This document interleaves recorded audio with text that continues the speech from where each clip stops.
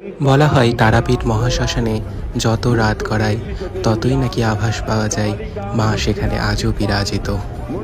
দ্বারকা নদ সর্বদা উত্তরমুখী এবং এই নদে কখনোই জোয়ার ভাটা হয় না, এবং এই জন্যই কিন্তু এই নদের তীর সাধনের জন্য সর্বোচ্চ বলে বিশ্বাস করে তন্ত্র সাধকেরা।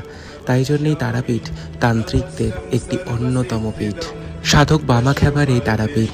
তবে সাধক বামাখ্যাপার অনেক আগেও ঋষি বশিষ্ঠ মুনিও কিন্তু এইখানেই সাধনা করেছেন। দশমহাবিদ্যার দ্বিতীয় বিদ্যা দেবী তারা।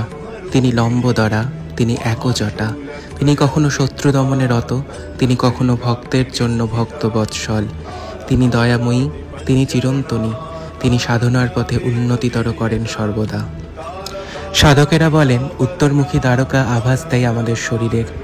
দ্বারকা যেমন উত্তরে যায় তেমনি আমাদের শরীরের চক্রগুলি নিচ থেকে উপরে আস্তে আস্তে খুলে যায় এবং সাধনার পথে আমরা উন্নতি লাভ করি।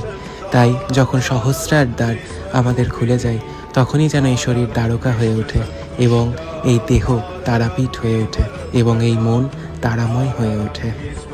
যেহেতু এই মন্দির বামাচার এবং তন্ত্রসারে বিশ্বাস করে, তাই এই মন্দিরে বলি প্রদান, মাছ ভোগ এবং মদিরা প্রদান একটি বিশেষ মাহাত্ম্য বহন করে। জয় তারা, জয় বাম।